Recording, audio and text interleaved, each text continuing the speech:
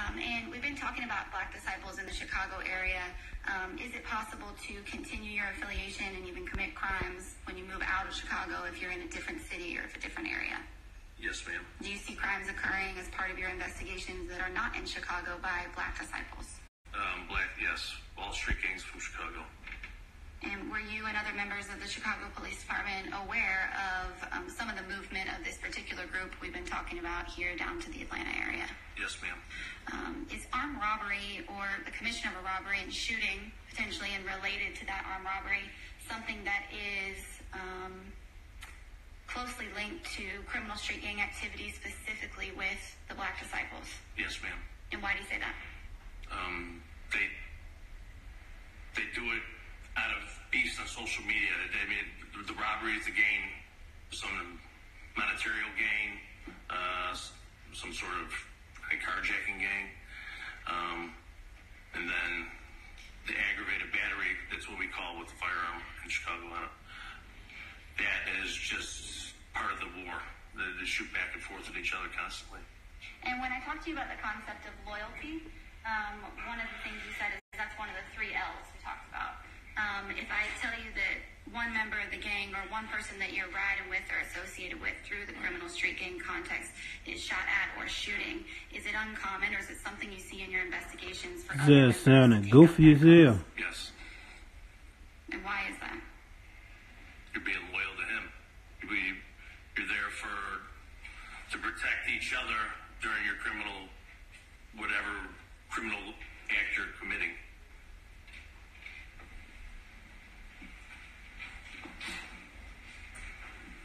Just one moment, Ryder.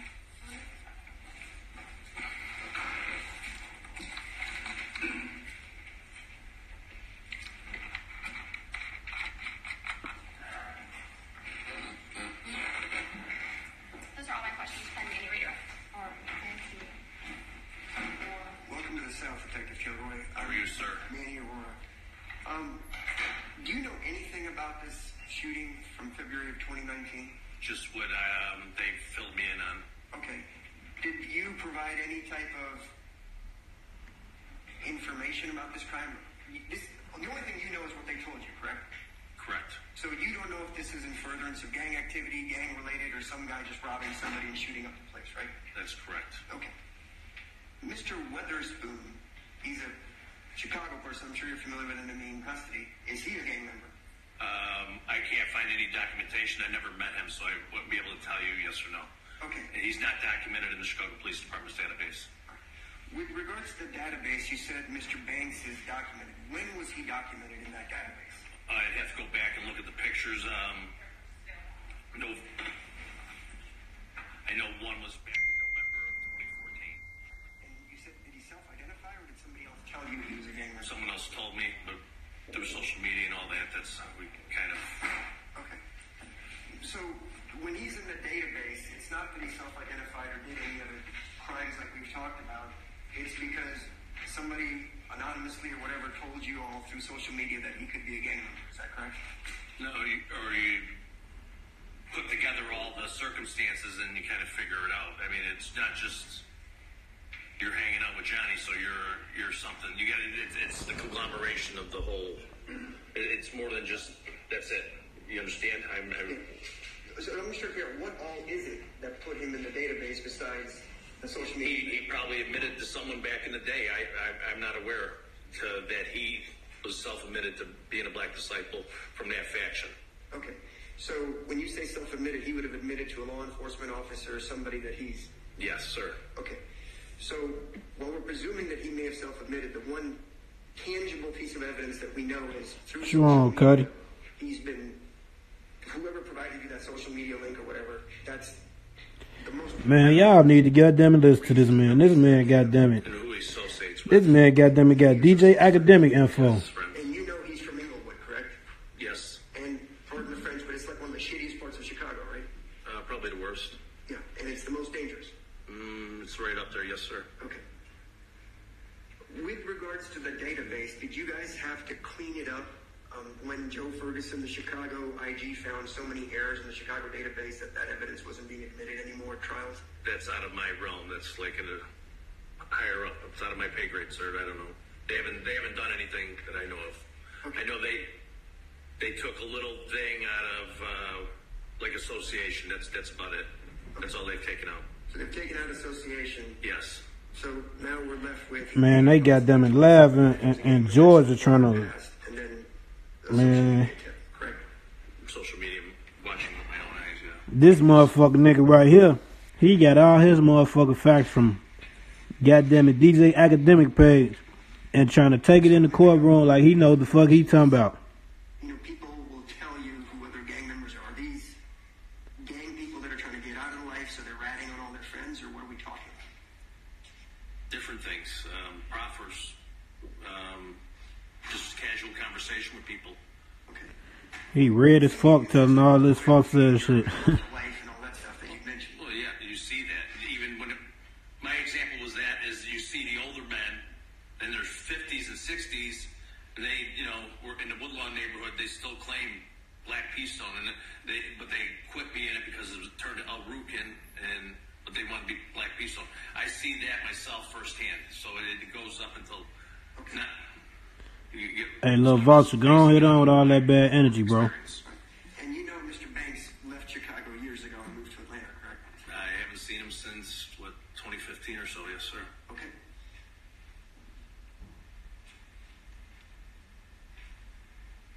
You're aware of his successful music career, signed with Interscope Records and all that kind of stuff? I know he's got a lot of rap videos. I didn't know he was signed with Interscope. Okay. You mentioned that Mr. Collier, is he or is he not associated with the BDs? Yes, some of he's part of THF. They're a mixture, a conglomeration of BDs and Mickey Cobras, and they fully are associated with the BDs through the GDK movement. Okay. It's a long, it take hours and hours to explain. The incident that took place here, I know you don't know anything about it except what the government's told you, so you haven't researched anything with regards to that incident, right? No, they showed me a video, and that's about it. That's all I saw. And so on February 5th, you knew it was Super Bowl weekend here in Atlanta, correct? Yes, sir. And you would imagine a lot of people come down for that. Gangsters, regular people, musicians, you name it. That's why I stayed away. All right, fair enough. Now, one of the things that you said is the crimes that the prosecutor asked you about. You said sometimes they do it for the nation or the furtherance of their reputation with the gang, right? Yes, sir. And then sometimes they just do it for their own individual purposes to make a couple bucks. Correct. All right. So the individual purposes got nothing to do with the gang. I just need to go make some. Gas station. Image. I don't know where it is. If I have it. You have it? No, he said States Exhibit 1, which is the image photograph. First detective took it. It was on his desk. You have States 1, or copy of States 1? He's on the hall. Okay. Well, let me ask you about my client is Mr. Bennett. Okay. Mr. Bennett, you believe, is a member of ED. Yes, he is. And ED's colors are red and black. They were. There's really no color faction anymore. All you see is white t-shirts and blue jeans in the city anymore. Oh, is that right? Yes. People stop wearing The colors are kind of, they're out of the game. You see some Black Peastones and the Hispanic gangs, they're still in the colors, but other factions of gangs. Was BD's colors ever identified as light blue? No. Baby blue, no, sir. And then teach me, if you would, in watching the video, how many videos did you watch? It was just they showed me that still. I think it was one video. I'm not really sure. It was one video with multiple angle or zoomed in. You know, it's I'd have to ask the prosecutor. Did you see when the first shot was fired or the first flash was visible on it? No, sir. Teach me if you would. I don't know Chicago law. When you establish a gang activity in Chicago, do you need to show that there is some nexus between the criminal gang membership and the act. Like the bulk of no, because it's so factionalized now. Back in the late 2000, I want to say 2005, they chopped the head off the BDs. They took down the tower. The feds came in and just wiped everything clean. That's where you saw the factions breaking up, and then that's why you have there's really no leadership anymore. Is what we need.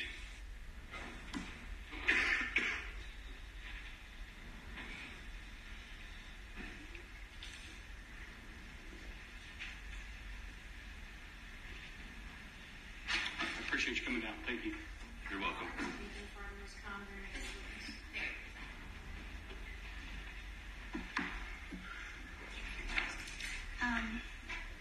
Detective Kilroy, during the investigation that was sort of ongoing here in Atlanta, fair to say that you had really kind of an open line of communication between Investigator Dennis at the Atlanta Police Department Gang Unit and yourself? Yes. And were you able to provide information to Investigator Dennis about BD generally and the defendants in this case? Yes, just the scope of like the umbrella of their membership. Yes. Okay.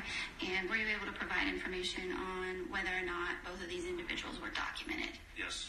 I think Mr. Aurora asked you about Mr. Banks being self-admitted, and I want to show you a document.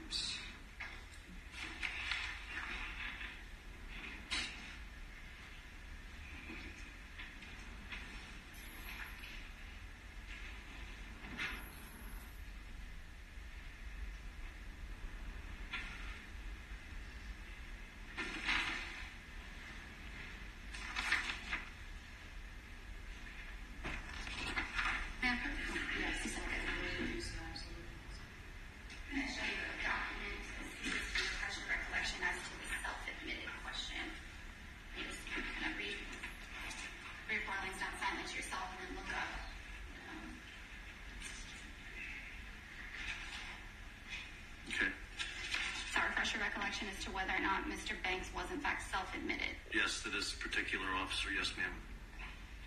And what was the date of that?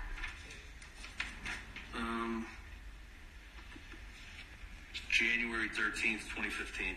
Okay. In the context of an arrest for a weapon, is that correct? Yes, ma'am. All right. Have you been able to review social media, but specifically in talking to you about rap videos involving Mr. Bennett and Mr. Banks as recently as May of 2019? Yes, ma'am. Posted May 2019. In that particular media, were you able to observe both defendants throwing up or representing what you believe to be BD or Black Disciples symbols? Yes, their lyrics would say they're claiming, not outright, but in a code type of way, like they're telling you where they're from and where their opposition's from, short for ops. Tell the court what you mean by that. It's the rival gang. Opposition, they'll call it short for ops, and that would be the rival gang in Chicago. And they'll disrespect the ops via that music video that you showed. And through the lens of what you've been talking to the court about, why is it so important, or why is social media, rap videos, things that are posted publicly, such an important part of what you look at in gang investigations? Why does it matter that that's what they're claiming out to the world? Because it's open, it's easy access, and then we know who's who. We can separate teams. And is it a big deal for a gang member to proclaim publicly their affiliation with any organization, but specifically this one, Black Disciples? Most of the time, yes, ma'am.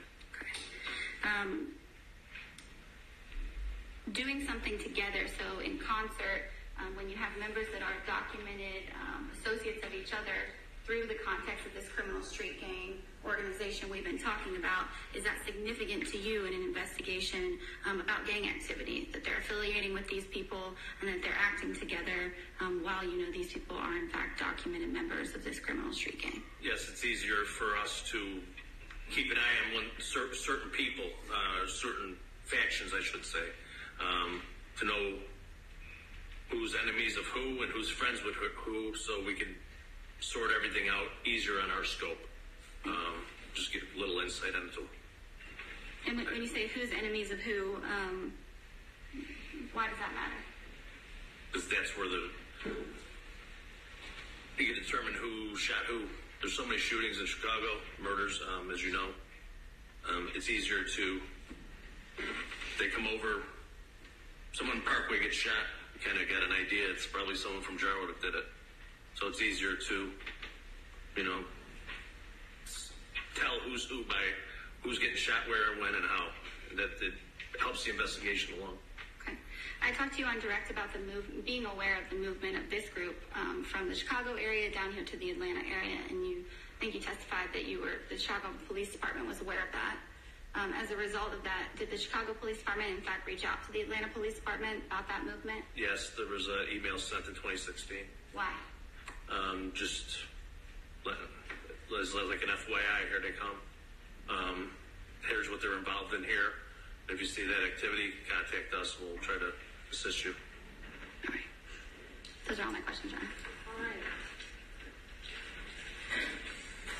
We've gotten a little off field with gangs and stuff. With regards to this incident, Yes, sir. you have no knowledge linking the shooting or the robbery to any gang or any gang furtherance, right? I couldn't tell you if it was or wasn't. It happened here. It's out of my jurisdiction, so I don't know what's going. I don't have the beat of the pulse here. So So if the Atlanta detective says talk to the Chicago detective about the gang links, you don't know anything about the gang links with regards to specifically February 5th of this year, right? well, I know the people involved they have an association together. Yes, sir. Okay, so because people know each other, that's all we have, right? And he has a song where he talks about, you said not directly or not outright, but tangentially, some of the lyrics in his song. It was Bennett's song. Bennett's song. Yes. All right. So this is what we've come to here. We're talking about a gang case where nobody has any information of what's furthering the gang, but there's a song. Question? I think, was Mr. Witherspoon, you talked about enemies. Is Mr. What you said he's not a gang member, right? Not that I have knowledge of, sir. No. Do you have any evidence that Witherspoon is an enemy of Mr. Banks or anybody else? He's in what? An enemy of Mr. Banks or anybody else? No idea. Never met him. He didn't pop on my radar until Atlanta reached out. Right. And so it's just as likely it's a one-off that somebody decided to rob him because he was carrying $30,000 supposedly in cash and flashing it. That would happen. That could happen. Yes, sir. All right. Thank you. Mr. Smith? All right. All right, you are excused. Thank you for coming. Have a safe trip back to Chicago. Thank you, ma'am. All right, does the state have any other witnesses to call? No, Your Honor. Is the state rest? Yes, Your Honor. State rest. Will your defendant, will you only have your defendant, Mr. Banks, have any witnesses to call? Not for probable cause. All right, what about you, Mr. Smith, on behalf of your client? No, Judge. All right, is only the defendant's rest or opposed to rest? Is there any argument that you want to put up? Yes, Your Honor. All right.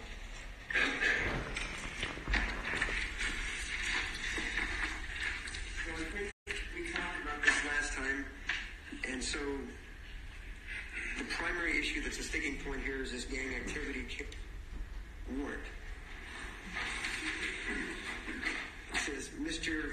Dirk Banks, the said accused, unlawfully was employed or associated with a criminal street gang, Black Disciples, to conduct or participate in criminal gang activity by shooting at the victim, Alexander Witherspoon, as his co-defendant shot and robbed the victim. There is no link that's been given except pure speculation that he's a gang member or he self-identified years ago. If this is going to be enough, even for probable cause, to say this is furtherance from gang activity, because the Atlanta officer couldn't tell you, they said talk to the Chicago guy. The Chicago person says, I have no idea. That count cannot survive. I can't argue about the possession of a gun based on the blue arm that was sticking out or what this lady may have seen or may not have seen. So we're not arguing about the possession of a firearm during the commission of a felony, because that's certainly a jury issue. But criminal attempt to commit murder, I can't argue with that because he said the blue arm may belong to Mr. Banks. I understand that. Then the lesser included, of course, ag assault. I believe there'd be enough evidence on probable cause standard to go forward on that.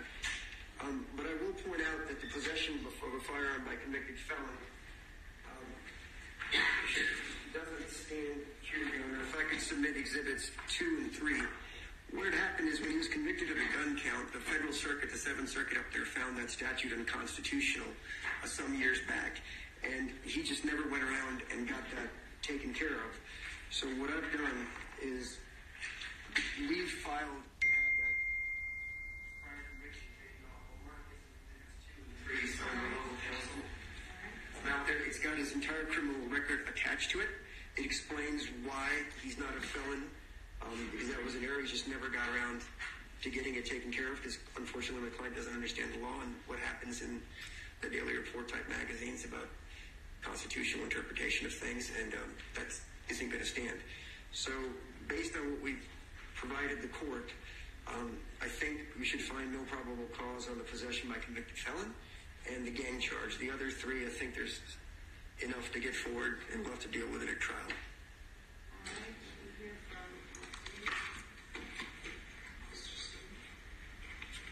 And I'd like my 1, 2, and 3 admitted, Your Honor, if that's okay. Yes, 1, 2, and 3 admitted.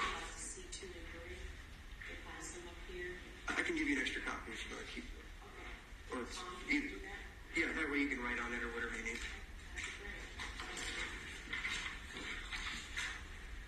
Yes, please. All right, thank you. All right, Mr. Smith. Thank you, Judge.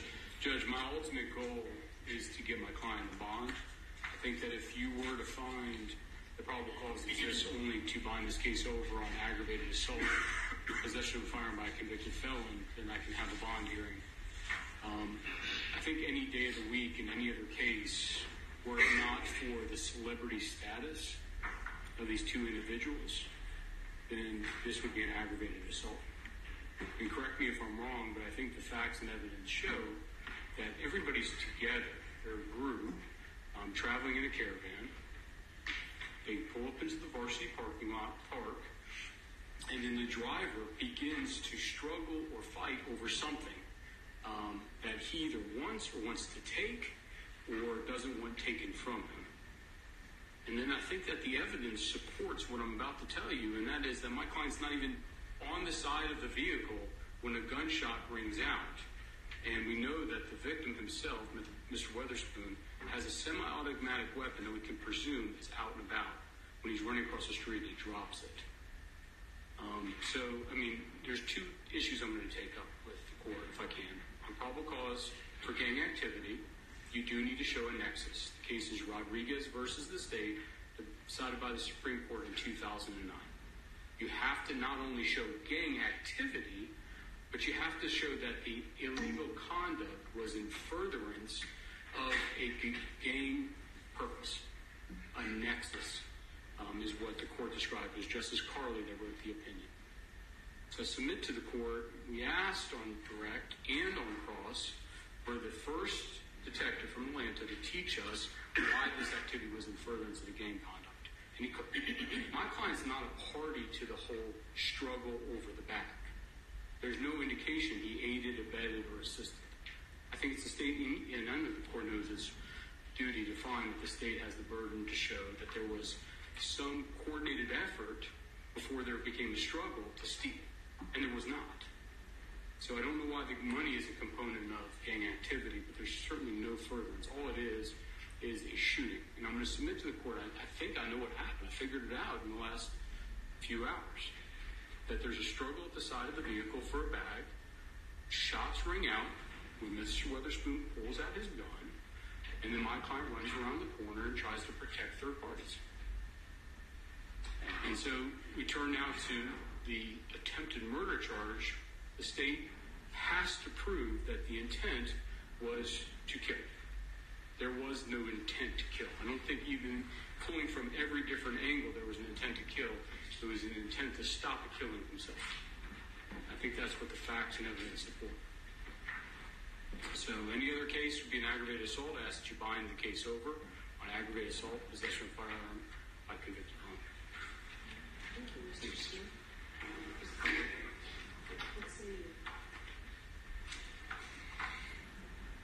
I first want to start by addressing the court on something Mr. Smith just said about the status or celebrity of this case.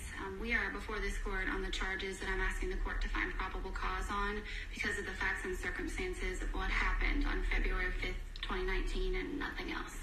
The charges are appropriately before this court based on the totality of what occurred out there, and I'm asking that this court find probable cause on all of the charges that are on the calendar. So 1 count for each defendant in possession of a firearm by a convicted felon, to include Mr. Banks, which I'll address in just a moment. 1 count of criminal street gang activity predicated on the shooting that the court heard testimony about. 1 count of aggravated assault as a result of, again, the shooting that the court has been hearing about this morning and afternoon. And 1 count of possession of a firearm during the commission of a felony. I'm also asking the court find probable cause on 1 count for both defendants of criminal attempt to commit murder. Again, Mr. Smith just told the court that his client is not a party to this struggle based on the testimony and the evidence that we've heard. Instead, I think this court has evidence directly to the contrary. Detective Churchill testified that based on his review of the video surveillance and his conversation with both the victim and the eyewitnesses out there, that the circumstances really unfold in kind of a close environment. There is a physical struggle that begins inside the passenger compartment of that car. The victim is trying to get away and being pulled back. There is no evidence before this court of any bag or any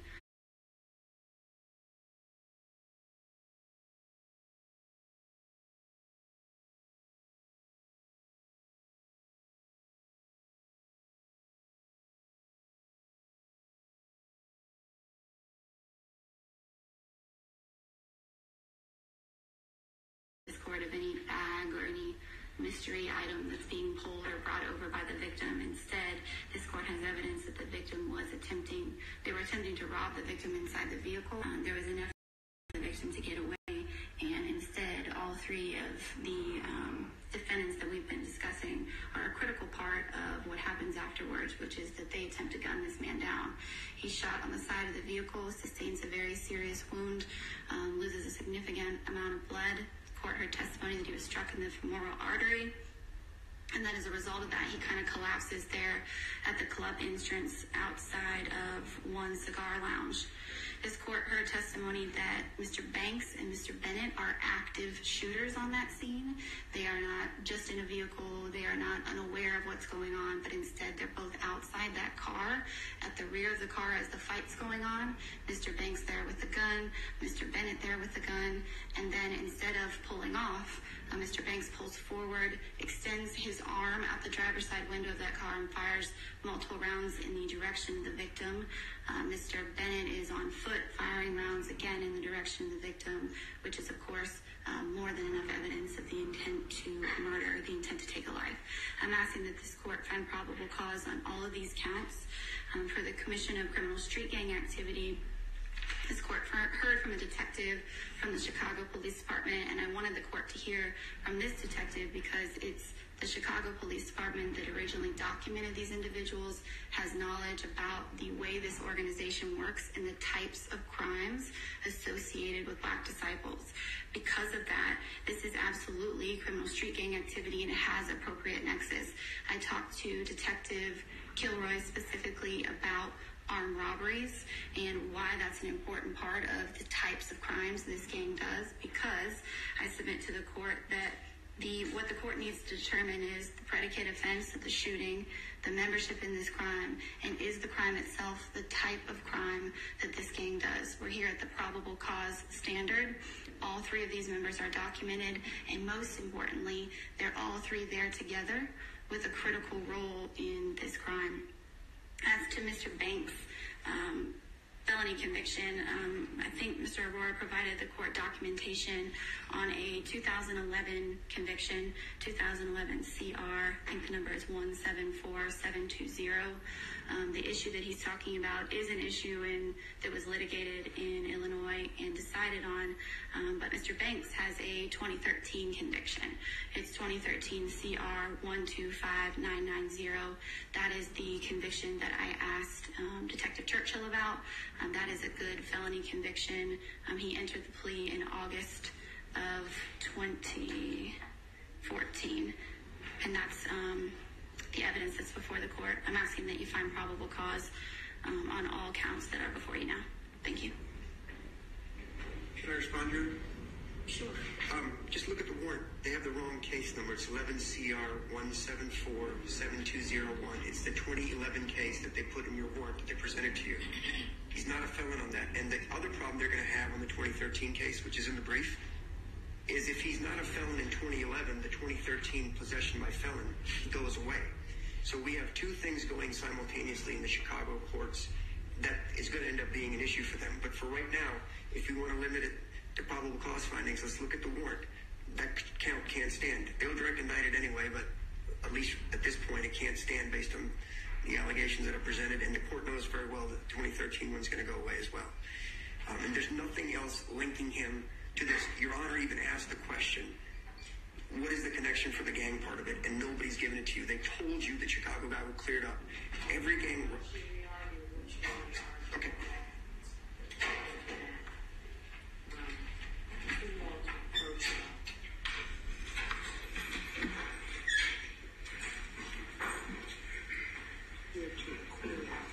Come this way. Thanks. So, these actors,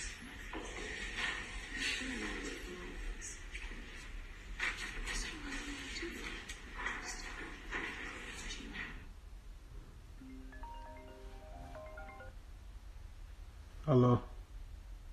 Yes, assalamu alaikum. Wa alaikum assalam. Yeah, where you at? What'd you say, Nahar?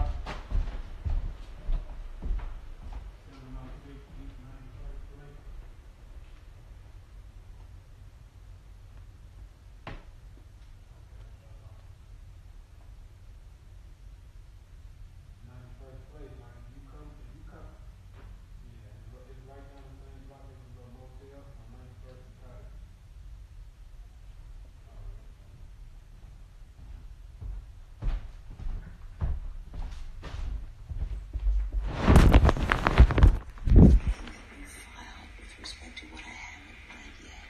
It's all pending, right? Right, but it's going to be graded because it's being graded for people. You can map all you want, but and know that it's all filed and they use the 2011 condition.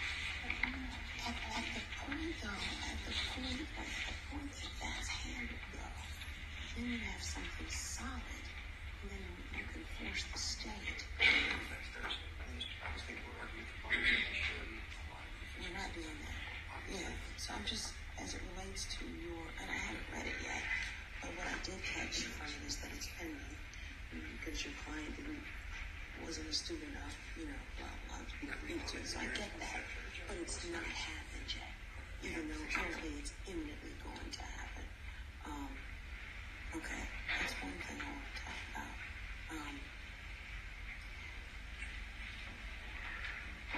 And that relates to the 2011. I haven't looked at the warrant. The warrant ultimately signed.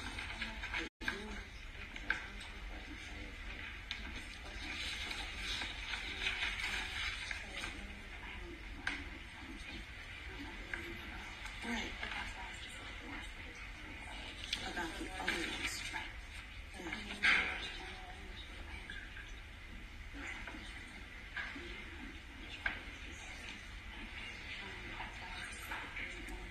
The 2013, right. So that you could try to cure the mistake in the warrant.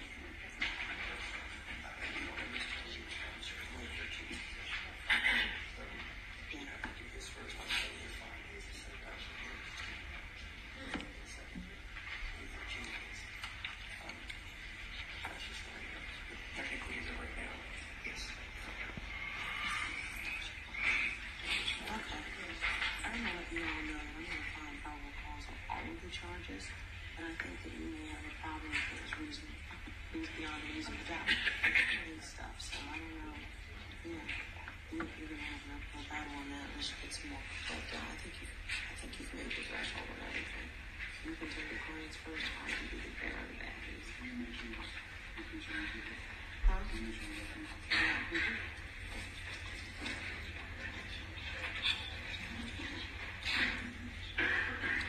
Okay.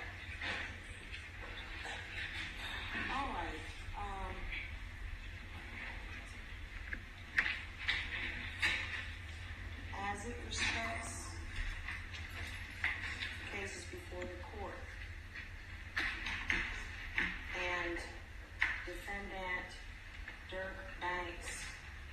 19 CP 183973. This court finds probable cause for criminal attempt to commit murder, aggravated assault, participation in criminal street gang activity,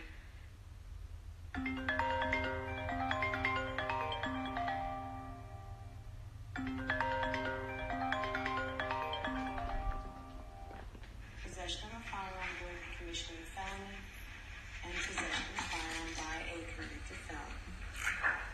As it relates to 19 CP 183693 involving defendant Davon Bennett, the court finds probable cause for possession of a firearm during the commission of a felony, participation in a criminal street gang activity, aggravated assault, possession of a firearm by a convicted felon, and criminal attempt to commit murder. Court notes that, and as everyone is aware here, the standard here is a probable cause standard, which is a far lower standard than the standard beyond a reasonable doubt, which is the jury trial standard. And as it relates to the charge of participation in criminal street gang activity, as to both of these defendants and both of these indictments, I do believe that the state has hurdled over that particular burden. I think they've met probable cause and they have been able to surpass probable cause. I do believe that the state has more work to do as it relates to that particular charge in these indictments in reaching a beyond a reasonable doubt standard. And I'm sure that the state is working to continue to investigate and will make whatever decisions they deem appropriate to make that particular burden at the appropriate juncture. All right? If I may briefly, Judge, on behalf of Mr. Bennett, we are going to be asking the state to expedite the case. We're going to want to exercise our right under the Sixth Amendment of the Georgia Constitution to a speedy trial, and pursuant to the case of Barker versus Wingo. So we're looking forward to the case being indicted in an expedited fashion, and then we'd like the case to be brought to trial as soon as possible. All right. Well, you heard what they said. All right. As it relates to the issue of bond, a bond motion has been filed by Mr. Aurora and I presume Mr. Smith, and bond will be taken up by another judge on a date set by that judge. All right. And so you all will be, that judge will be in communication with you regarding when your bond